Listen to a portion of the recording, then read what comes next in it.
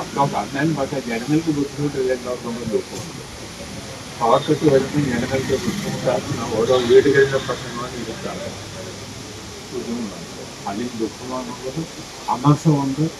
അത് ക്ഷണിച്ച് വരുന്ന സർവീസിന് കൂട്ടതും ജാഗ്രത പാലിക്കേണ്ടതായിരുന്നു. ഏതെങ്കിലും നിലയിൽ വൈദ്യുതി ഇപ്പം വെള്ളം കുറവാണ്, മഴ കുറവുണ്ടെന്നുള്ളത് സത്യമാണ്. അങ്ങനെയാണെങ്കിൽ അതിന് വൈദ്യുതി വേറെ ഉണ്ടാക്കുന്നതിന് കിട്ടുമല്ലോ ഈ രാജ്യത്ത്.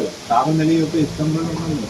അതൊക്കെ വാങ്ങിച്ച് ജനങ്ങൾക്ക് ബുദ്ധിമുട്ട് ഒഴിവാക്കുന്നതിന് പകരം ചുമ്മാ കൈകഴിയാൻ നിലപാട് വന്നതിനാൽ തട്ടിപ്പിൻ്റെ ഏർപ്പാടാണ്.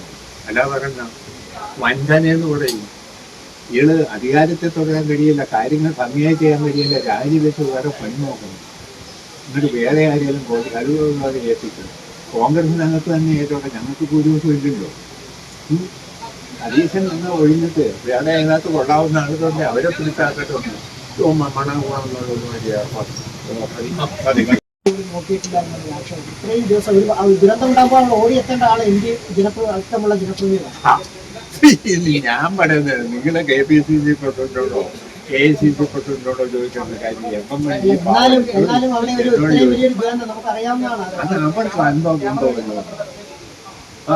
നെഹ്റു കുടുംബത്തിന്റെ മകളുടെ മകനോ മകന്റെ കൊച്ചുമകന്റെ മകളോ ഏതാണ്ടാണെന്ന് പറഞ്ഞ് MP MLA ഒക്കെ ആയി ആ പറഞ്ഞിരുന്നു. ചുമ്മാ പൂക്കുന്നപ്പം മൈസൂർ ആയതുപോലായ വയനാട് മുഴുവൻ താന്നു പോയാലും പ്രിയങ്ക ഗാന്ധി വരികയില്ല. അതിനെ MM മണിയാണ് ചെല്ലും. അവിടെ പ്രശ്നമാണെന്ന് പറഞ്ഞാൽ അന്നേരം വരും. ഇതുവരെ ചെന്നിട്ടുണ്ട്. MM മണിയുടെ പാർട്ടിക്കാരും ചെല്ലും.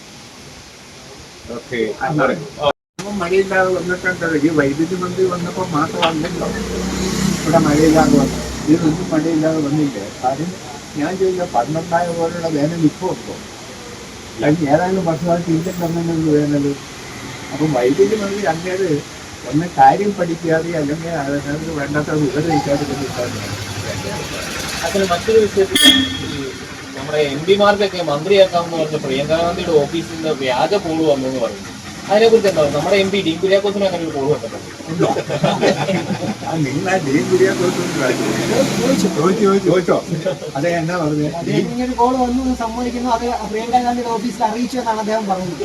കോൺഗ്രസുകാർക്കെല്ലാം കോള് വരുന്നുണ്ടെന്നാണ് 3 കോടി രൂപ കൊടുത്ത മന്ത്രിയാക്കാം പ്രിയങ്ക ഗാന്ധിയുടെ ഓഫീസ്.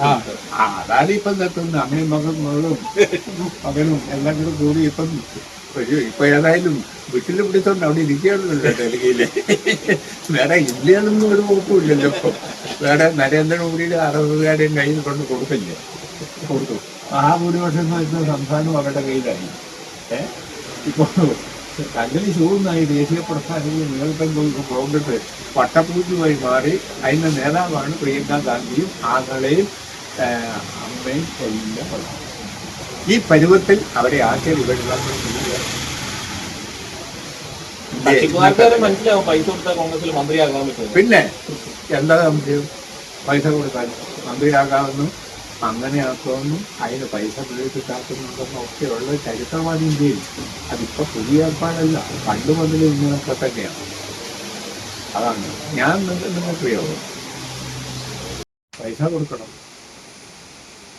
അല്ല വേറെ വഴിയൊന്നുമില്ല. തട്ടിപ്പാണ്, തട്ടിപ്പുകാർക്കാണ്. ഇവർ ഏത് കാര്യത്തിലാണ് മെച്ചം? ഇപ്പൊ ഞാൻ പറയാം, ഇവിടെ ഫോറസ്റ്റുകാർക്ക് ഞങ്ങളുടെ പകരുന്നുണ്ട്. ഫോറസ്റ്റുകാർ ശല്യമില്ല. ഏതാ ജനങ്ങൾ കാലങ്ങളായി പതിറ്റാണ്ടുകളായി കൃഷി ചെയ്യുന്ന സ്ഥലത്തേക്ക് ഫോറസ്റ്റ് ആക്കി പറഞ്ഞു വരിക. ഇന്ന് സമയത്ത് അതിനാ വെച്ചത്. പണ്ട് കുടിയൊഴിപ്പിക്കലും എല്ലാം ചുഴലിലും കീഴത്തോട്ടിലും അയ്യപ്പം കോയിലും അമരാവതിയിലും വണ്ണപ്പുറത്തും ആനക്കാലിലും ഒക്കെ നടത്തി കോൺഗ്രസ് ഗവൺമെൻറ്റുകളാണ്. അന്ന് അതിനെ പൊരുതിയാണ് ഞങ്ങൾ ഈ മണ്ണിൽ ജനങ്ങളെ ഉറപ്പിച്ചു നിർത്തത്. അന്ന് കോട്ടയം ജില്ലയുടെ ഭാഗമായിരുന്ന തൊടുപുഴ താലൂക്ക് എറണാകുളം ജില്ലയുടെ ഭാഗമായിരുന്നു. ഇടുക്കി ജില്ല രൂപം കൊണ്ട് കഴിഞ്ഞും മലയോര കൃഷിക്കാരുടെ പ്രശ്നങ്ങൾ ഉയർത്തി എന്നും നമ്മൾ നിലപാടെടുത്തിട്ടുണ്ട് എന്ന് നമുക്ക് കാണാം. അതുകൊണ്ട് ഇപ്പം വൈദ്യുതി എനിക്ക് തോന്നുന്നത് സതീശനും കൂട്ടിനും കൂടി ഒരു വൈദ്യുതി കട്ട വരുത്തിയിട്ട് സ്വകാര്യ കമ്പനികൾക്ക് വലിയ തോതിൽ പൈസ ഉണ്ടാക്കി കൊടുക്കാനും അതിൽ നിന്ന് വലിയ സമ്പത്തുണ്ടാക്കാൻ വേണ്ടിയുള്ള ശ്രമമായി ലഭിക്കുന്നുണ്ടോ എന്ന് ന്യായമായി സംശയിക്കാമെന്നാണ് ഞാൻ. അതുകൊണ്ടില്ലായിരുന്ന ഒരു കട്ട് വരുമ്പോൾ അത് പുതിയ സർക്കാരിന്റെ കഴിവുകേടുണ്ട്. കഴിവുകേടുണ്ട്. കൊണ്ട് കഴിവുകളുണ്ട്, ഭാവനയുടെ പ്രശ്നമുണ്ട്, ജനങ്ങളുടെ ഉത്തരവാദിത്വത്തിൻ്റെ പ്രശ്നമുണ്ട്. പിന്നെ ഇതിൻ്റെ പേര് കൃത്രിമക്ഷാമം ഉണ്ടാക്കി ഏതെങ്കിലും പിന്നെ കമ്പനിയായി കരാറുണ്ടാക്കി കോഴ മേടിക്കാൻ വേണമെന്ന് സംശയിക്കുന്നതിലും തെറ്റില്ല എന്നാണ് എൻ്റെ അഭിപ്രായം. അന്ന് ഞാൻ തെരഞ്ഞെടുത്ത ആദ്യം ചെല്ലാണ് നിയമസഭയിൽ ആദ്യം ചെന്നപ്പോൾ തന്നെ പാർലമെൻ്ററി പാർട്ടിയുടെ പിന്നെ വിപ്പാണ് എന്ന് പറഞ്ഞാൽ MLA-മാർക്കും എല്ലാം വിപ്പ് കൊടുക്കുക. ഗവൺമെൻറ്റിൻ്റെ ഇന്ന വിഷയങ്ങൾ വരും, അതിന് ഗവൺമെൻറ് അനുകൂലം വോട്ട് ചെയ്യണമെന്ന് വിപ്പ് മുമ്പോട്ട് കൊടുക്കണം, ഒപ്പിട്ട് മേടിക്കണം എന്നല്ല നിയമം. എന്നാലേ നടപടിയെടുക്കാൻ പറ്റുള്ളൂ വിപ്പ് ലംഘിച്ചാൽ. ആ പണിക്ക് ഭംഗിയായിരിക്കും. ഒഴിവ് വന്നപ്പോൾ എന്നെ മന്ത്രിയായി. ഞാൻ യഥാർത്ഥത്തിൽ മന്ത്രിയാകണമെന്ന് എൻ്റെ പാർട്ടി എന്നോട് പറഞ്ഞപ്പം ഞാൻ സത്യത്തിൽ അന്തം നട്ടിരുന്നു. ഞാൻ ഒരിക്കലൊരു മന്ത്രിയാകാനെ പറ്റി ചിന്തിച്ചൊരു നാളെയല്ല.